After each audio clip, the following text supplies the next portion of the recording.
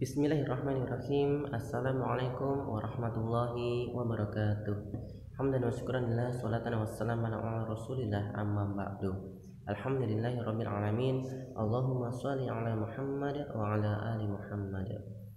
Anak-anakku yang berkemajuan, wali siswa yang teladan, dan para pengikut kanal Mukhtar Syafi'i dan yang insyaallah dimuliakan oleh Allah Subhanahu wa taala. Pada kesempatan kali ini saya akan membahas hadis keutamaan memberi. Bismillah.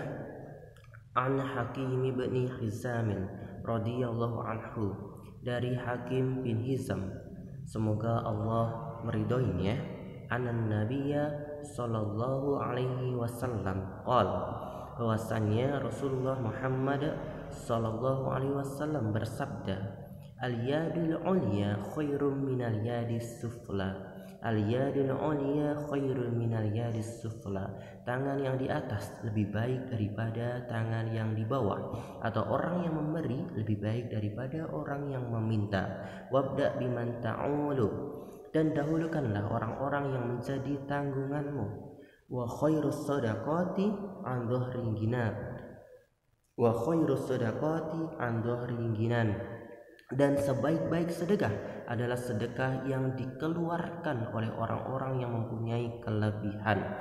Wa man yasta'fif yu'iffahullah, dan siapa saja yang menjaga kehormatan dirinya, maka Allah akan menjaga kehormatannya.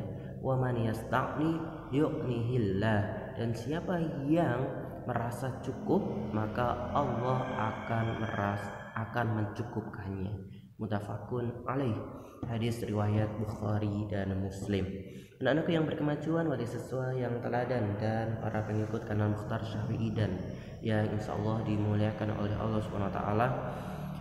Melalui hadis ini kita belajar bahwa kita senantiasa harus menjadi manusia yang berkontribusi dan berbagi. Jangan sampai mempunyai mental jiwa-jiwa meminta-minta atau mengemis, karena di hadis lainnya Rasulullah Muhammad SAW akan memberikan keterangan kepada kita bahwa Allah akan mengadab orang-orang yang mengemis sebagai profesi pekerjaan untuk memperkaya diri sendiri, sehingga ia akan datang di hari kiamat dengan wajah tengkorak saja. Bunyinya adalah la yazalur rajulu yas'alun nas hatta ya'tiya yaumal qiyamah wa laysa fi wajhihi mus'atu lahmin. Orang yang meminta-minta atau mengemis kepada orang lain, ia akan datang pada hari kiamat wa laysa fi wajhihi mus'atu lahmin, dengan dalam keadaan tidak ada sekerat daging pun di wajahnya. Di hadis lain, man sa'ala annas amwalahum takatsuran, siapa yang meminta harta orang lain, mengemis untuk memperkaya diri sendiri, fa innama yas'alu jamron, maka sebenarnya ia hanya meminta bara api. Faliyastaqilla au liyastakthir, banyak atau sedikit permintaan atau harta yang ia minta itu, dia sama saja hanya meminta bara api. Anak-anakku yang berkemajuan, wali siswa yang teladan, dan para pengikut kanal Mukhtar Syafi'i dan yang insyaallah dimuliakan oleh Subhanahu wa taala, maka di sini kita belajar untuk menghindari sifat, sikap, perbuatan meminta-minta untuk profesi pekerjaan mengkayakan diri. Naudzubillahi min dzalik. Kemudian lanjutannya, wabda biman ta'ulu, dan dahulukanlah orang-orang yang menjadi tanggunganmu. Maksudnya di sini adalah ayah misalnya mempunyai tanggungan istri dan anak-anaknya, keluarganya. Jangan sampai seorang ayah bekerja tapi memberikannya kepada orang lain dahulu. Ia tidak mendahulukan istri dan anaknya, sehingga istri dan anaknya kekurangan gitu. Dan bagaimana Pak dan tanggungan saya sebagai anak-anak nanti? Makanya anak harus punya semangat belajar, sehingga pada waktunya nanti pada dewasa kelak, anak-anak juga bisa gantian berbagi berbakti kepada orang tua masing-masing. Jangan sampai yang terjadi pada hari ini, banyak di panti jompo anak-anak memasukkan orang tuanya di panti jompo karena enggan merawatnya, enggan memberi makan, minum, harta dan sebagainya. Dia lupa bahwa sejak dulu anak-anak sukses karena perjuangan pengorbanan oleh orang tuanya. Dan sekarang banyak sekali di panti jompo orang tua dititipkan oleh anaknya karena anak-anak mereka enggan untuk merawat, mengasuh, gantian menjadi menanggung orang tuanya. Naudzubillah min dzalik. Kemudian wa khairus sedekah an dhahril ginan, dan sebaik-baik sedekah adalah sedekah yang dikeluarkan oleh orang-orang yang mempunyai kelebihan. Ya, orang yang mempunyai kelebihan, kaya, harta harus mengeluarkan zakatnya dan bersedekah. Bagaimana kalau tidak? Ada salah satu ayat surat Ali Imran ayat 180, orang yang pelit, kikil, bakhil, harta itu akan dikalungkan di hari kiamat dalam bentuk ular yang siap mematuk bibirnya dengan 2 taring yang sangat tajam. Baik, kita merujuk dulu. A'udzu billahi minasy syaithanir rajim. Bismillahirrahmanirrahim. Wa la yahsabanna alladhina yabkhaluna bima atahumullahu min fadlihi huwa khairan lahum bal huwa syarrun lahum sayutawwaquna ma bakhilu bihi yawmal qiyamah walillahi mirathus samawati wal ardh wallahu bima ta'maluna khabir.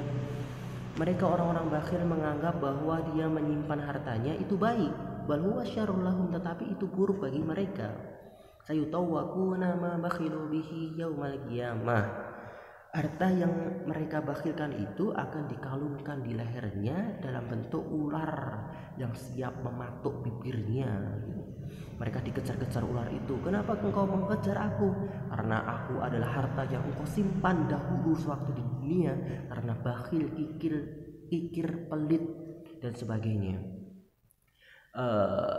Walillahi mirathus samawati wal ardh, dan milik Allah warisan yang ada di langit dan bumi. Wallahu bima ta'maluna khabir, dan Allah maha teliti apa yang kamu kerjakan. Surat Ali Imran ayat 180. Jadi anak-anakku yang berkemajuan, wali siswa yang teladan dan pengikut kanal Mukhtar Syafi'i dan yang dimuliakan oleh Allah Subhanahu wa taala. Amin. Kita belajar bahwa dari sini kita harus terus waman yasta'fif yu'ifahu, siapa yang menjaga kehormatan dirinya maka Allah akan menjaga kehormatannya. Waman yastaqni yuknihillah, siapa yang merasa cukup maka Allah akan mencukupkannya. Jadi kita harus terus senantiasa menjaga kehormatan diri kita, untuk menjaga diri untuk tidak meminta-minta di jalanan atau dalam bentuk yang lain. Misalnya syarat untuk masuk di sekolah unggul selain zonasi, selain prestasi, miskin, maka kita mencari surat miskin. Naudzubillah min dzalik. Padahal kita mampu, padahal kita tidak miskin, ke RT setempat mencari surat miskin itu. Naudzubillah min dzalik. Atau biar mendapatkan bantuan dari pemerintah, kita juga pura-pura miskin, mendaftarkan diri sebagai seorang keluarga miskin agar kita mendapatkan bantuan padahal kita mampu. Naudzubillah. Maka kita harus terus ingat hadis ini dan hadis-hadis yang lain tadi, dan surat Ali Imran ayat 180. Wa man yasta'fif yu'ifahu wa man yastaqni yughnihillah. Maka di sisi lain orang-orang yang mengemis, orang yang meminta, maka ancamannya di hari kiamat adalah dia akan datang dengan membawa wajah tengkorak gitu ya. Walaysa fi wajhihi mus'atu lahmin. Dan di sisi lain orang-orang yang kaya, yang bakhil, kikil, diberikan kecukupan tetapi dia enggan menunaikan zakatnya, enggan memberikan sedekah kepada orang lain, infak dan sebagainya. Hartanya yang ia simpan itu, yang ia anggap baik itu, padahal itu buruk baginya, sehingga hartanya akan dikalungkan dalam bentuk ular di hari kiamat nanti, yang ular itu siap untuk memakan, mematuknya gitu. Semoga kita dimuliakan oleh Subhanahu wa taala karena ketakwaan dan kemuliaan akhlak kita di dunia. Amin ya rabbal alamin. Wallahu a'lam bishawab. Oh ya, sama kepada orang yang mengemis juga tidak boleh menghardi, membuli, menghina. Kamu nanti di hari kiamat di wajah tengkorak ya, semena-mena begitu gitu. Tuh wa ammasa ila falatan har, kepada orang pengemis, orang yang minta-minta jangan menghardinya gitu. Nah, inilah indahnya Islam. Kita tidak boleh meminta-minta, dilarang menjadi pengemis, tetapi kepada pengemis kita dilarang untuk menghina, mencela, membuli dan sebagainya. Wa massa ila falatan har. Oleh karena itu kita tunjukkan sebagai pribadi muslim yang bertakwa dan berakhlak mulia. Semoga Allah meridhoi dan semoga Allah senantiasa menuntun langkah kita menjadi pribadi yang terus menjaga iffah kehormatan diri kita. Wallahu a'lam bishawab. Wassalamualaikum warahmatullahi wabarakatuh.